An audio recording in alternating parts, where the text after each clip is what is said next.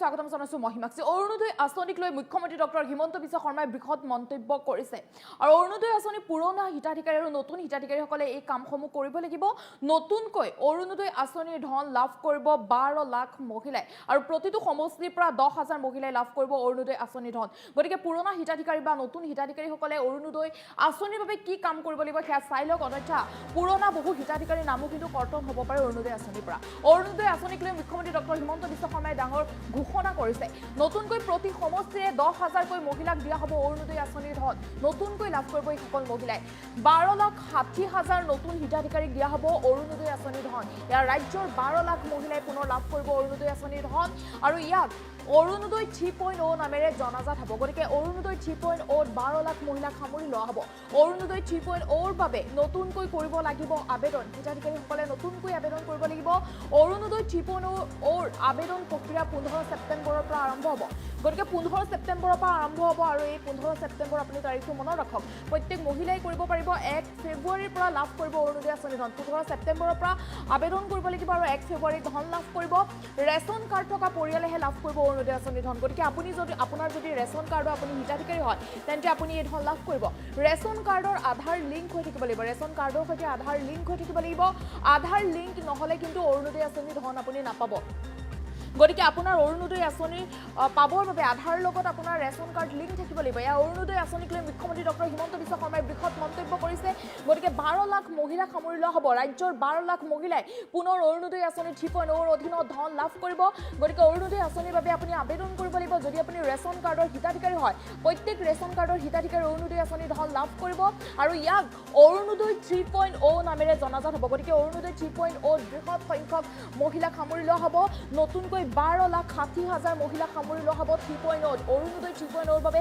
আপুনিও আবেদন কৰিব পাৰিব আবেদন প্ৰক্ৰিয়া 15 ছেপ্টেম্বৰৰ পৰা আৰম্ভ হ'ব গতিকে 15 ছেপ্টেম্বৰ তাৰিখটো আপুনি মনত ৰাখক কিয়নো অৰুণোদয় 3.0 ৰ বাবে 15 ছেপ্টেম্বৰৰ পৰা আবেদন প্ৰক্ৰিয়া আৰম্ভ হ'ব 15 ছেপ্টেম্বৰৰ পৰা আপুনিও আবেদন কৰিব পাৰিব আৰু 1 ফেব্ৰুৱাৰীৰ পৰা লাভ কৰিব অৰুণোদয় আঁচনি ধন নতুনকৈ 12 লাখ মহিলাই 1 ফেব্ৰুৱাৰীৰ পৰা অৰুণোদয় আঁচনি ধন লাভ কৰিব 15 ছেপ্টেম্বৰৰ পৰা যিহেতু আবেদন প্ৰক্ৰিয়া আৰম্ভ হ'ব গতিকে আপুনিও যদি অৰুণোদয় প্ৰকৃত হিতাধিকাৰী হয় ৰেচন কাৰ্ড আছে আপোনাৰ ৰেচন কাৰ্ডত যদি আপোনাৰ নাম সন্নিবিষ্ট আছে তেন্তে আপুনি অৰুণোদয় আঁচনি ধন লাভ কৰিব আপুনি এই তাৰিখটো মনত ৰাখক 1 ফেব্ৰুৱাৰীৰ পৰা আপুনি ধন লাভ কৰিব 15 ছেপ্টেম্বৰৰ পৰা আবেদন প্ৰক্ৰিয়া আৰম্ভ হ'ব আৰু অৰুণোদয় আঁচনি সন্দৰ্ভত মুখ্যমন্ত্ৰী ডক্টৰ হিমন্ত বিশ্ব শৰ্মাই মন্তব্য কৰিছে মুখ্যমন্ত্ৰীগৰাকীৰ মন্তব্য আগবঢ়াইছো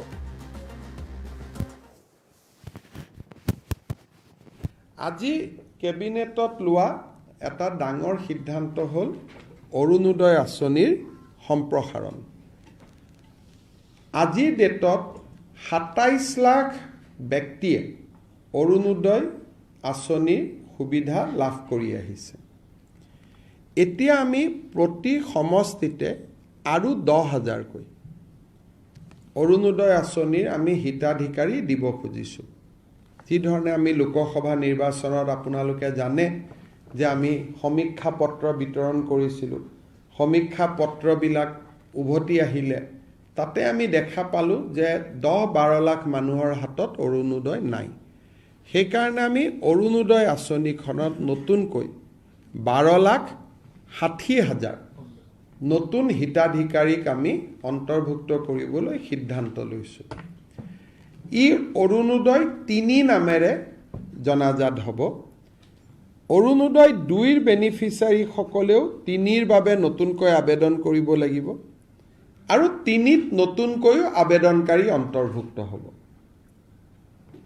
এই অৰুণোদয় 3ৰ প্ৰক্ৰিয়াটো 15 ছেপ্টেম্বৰৰ পৰা আৰম্ভ হ'ব আৰু আমি 1 ফেব্ৰুৱাৰীত নতুন হিতাধিকাৰীসকলক আমি অৰুণোদয় আঁচনি দিয়া আৰম্ভ কৰিম তেতিয়ালৈকে পুৰণা অৰুণোদয় হিতাধিকাৰীসকলে নিৰন্তৰভাৱে অৰুণোদয় পাই থাকিব কিন্তু যেতিয়া 1 ফেব্ৰুৱাৰীত আমি নতুন অৰুণোদয় দিব যাম পুৰণা বেনিফিচিয়াৰী 2-এজন হয়তো তেওঁলোকৰ কোনোবা ঘৰত চাকৰি পালে কোনোবা ঘৰত গাড়ী কিনিলে বিভিন্ন কাৰণত তেওঁলোকে নাপাব কিন্তু এইবাৰ অৰুণোদয় এটা আমাৰ কণ্ডিশ্যন হ'ল যে ৰেচন কাৰ্ড থকা মানুহে অৰুণোদয় পাব ৰেচন কাৰ্ড নাথাকিলে অৰুণোদয় নাপায় ৰেচন কাৰ্ড থাকিলে অৰুণোদয়টো কিয় পাব ৰেচন কাৰ্ডবোৰ আধাৰ লিংক গতিকে অট'মেটিক অৰুণোদয়টো তেতিয়া আধাৰ লিংক হৈ যাব নহ'লে মই যোৱাবাৰ আপোনালোকক কৈছোঁ যে বহুত সময়ত কিছু অৰুণোদয় বেনিফিচিয়াৰীত কিছুমান মানুহৰ নাম সোমাইছে যাক বিচাৰি পাব দিগদাৰী হয় পিছত। আজি কেবিনেটত লোৱা এটা ডাঙৰ সিদ্ধান্ত হ'ল অৰুণোদয় আঁচনিৰ সম্প্ৰসাৰণ।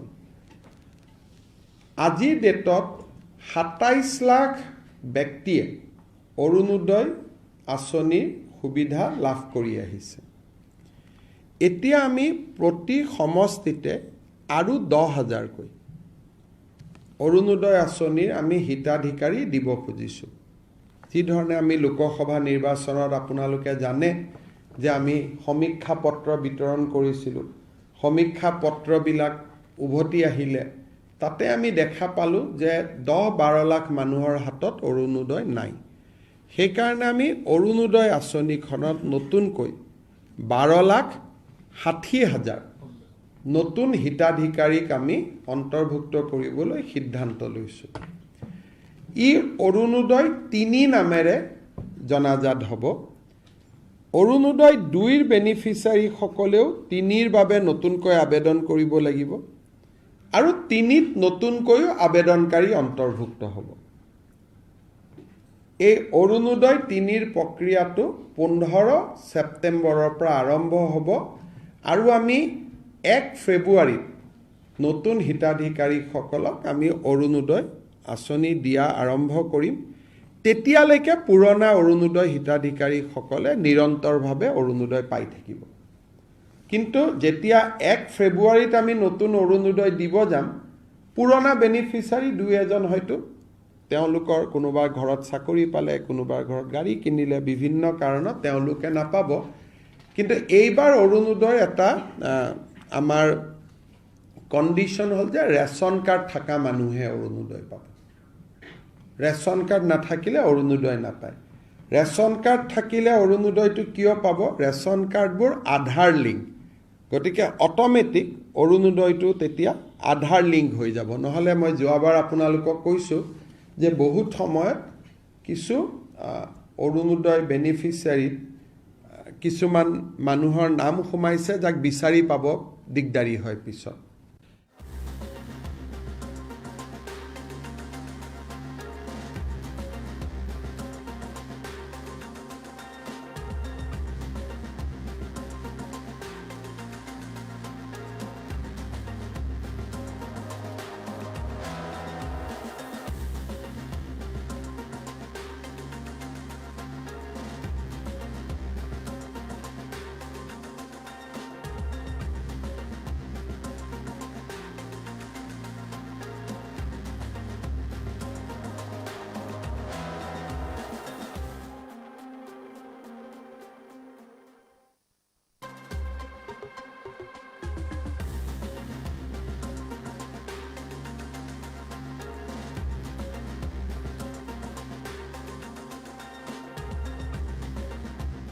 সিদ্ধান্ত লৈছোঁ। আজি কেবিনেটত লোৱা এটা ডাঙৰ সিদ্ধান্ত হ'ল অৰুণোদয় আঁচনিৰ সম্প্ৰসাৰণ।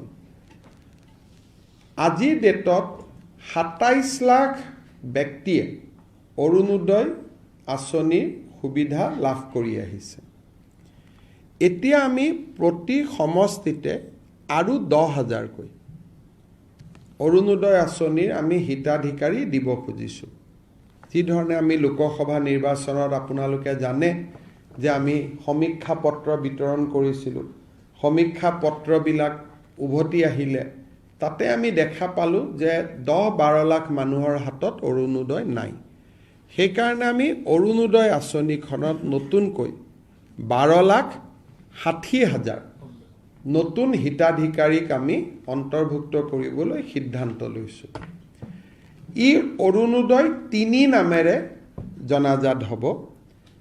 অৰুণোদয় ২ৰ বেনিফিচিয়াৰীসকলেও ৩ৰ বাবে নতুনকৈ আবেদন কৰিব লাগিব আৰু ৩ত নতুনকৈও আবেদনকাৰী অন্তৰ্ভুক্ত হ'ব। এই অৰুণোদয় ৩ৰ প্ৰক্ৰিয়াটো ১৫ ছেপ্টেম্বৰৰ পৰা আৰম্ভ হ'ব আৰু আমি ১ ফেব্ৰুৱাৰীত নতুন হিতাধিকাৰীসকলক আমি অৰুণোদয় আঁচনি দিয়া আৰম্ভ কৰিম। তেতিয়ালৈকে পুৰণা অৰুণোদয় হিতাধিকাৰীসকলে নিৰন্তৰভাৱে অৰুণোদয় পাই থাকিব। কিন্তু যেতিয়া 1 ফেব্ৰুৱাৰীত আমি নতুন অৰুণোদয় দিব যাম, পুৰণা বেনিফিচিয়াৰী দুই এজন হয়তো তেওঁলোকৰ কোনোবাৰ ঘৰত চাকৰি পালে, কোনোবাৰ ঘৰত গাড়ী কিনিলে, বিভিন্ন কাৰণত তেওঁলোকে নাপাব।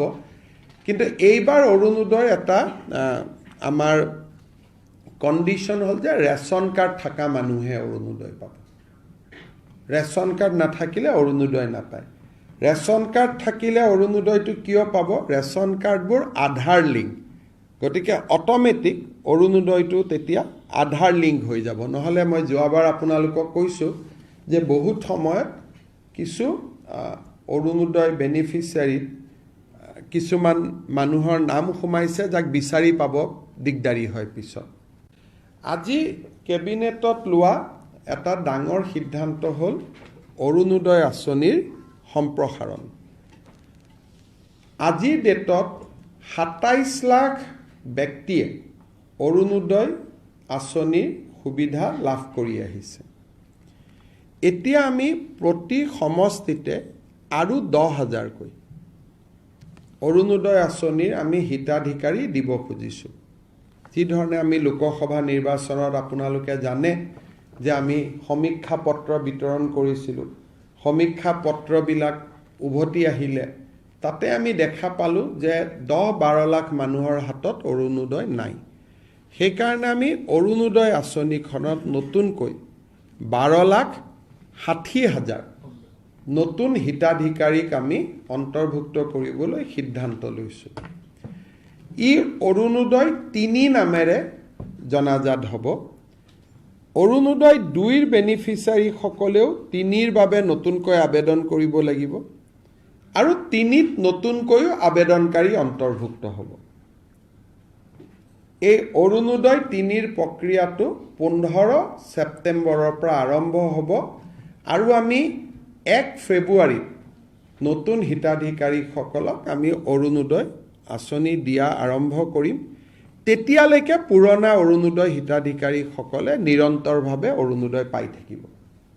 কিন্তু যেতিয়া 1 ফেব্ৰুৱাৰীত আমি নতুন অৰুণোদয় দিব যাম, পুৰণা বেনিফিচিয়াৰী দুই এজন হয়তো তেওঁলোকৰ কোনোবাৰ ঘৰত চাকৰি পালে, কোনোবাৰ ঘৰত গাড়ী কিনিলে, বিভিন্ন কাৰণত তেওঁলোকে নাপাব। কিন্তু এইবাৰ অৰুণোদয় এটা আমাৰ কণ্ডিশ্যন হ'ল যে ৰেচন কাৰ্ড থকা মানুহে অৰুণোদয় পাব। ৰেচন কাৰ্ড নাথাকিলে অৰুণোদয় নাপায়। ৰেচন কাৰ্ড থাকিলে অৰুণোদয়টো কিয় পাব? ৰেচন কাৰ্ডবোৰ আধাৰ লিংক, গতিকে অট'মেটিক অৰুণোদয়টো তেতিয়া আধাৰ লিংক হৈ যাব। নহ'লে মই যোৱাবাৰ আপোনালোকক কৈছোঁ যে বহুত সময়ত কিছু অৰুণোদয় বেনিফিচিয়াৰীত কিছুমান মানুহৰ নাম সোমাইছে যাক বিচাৰি পাব দিগদাৰী হয় পিছত।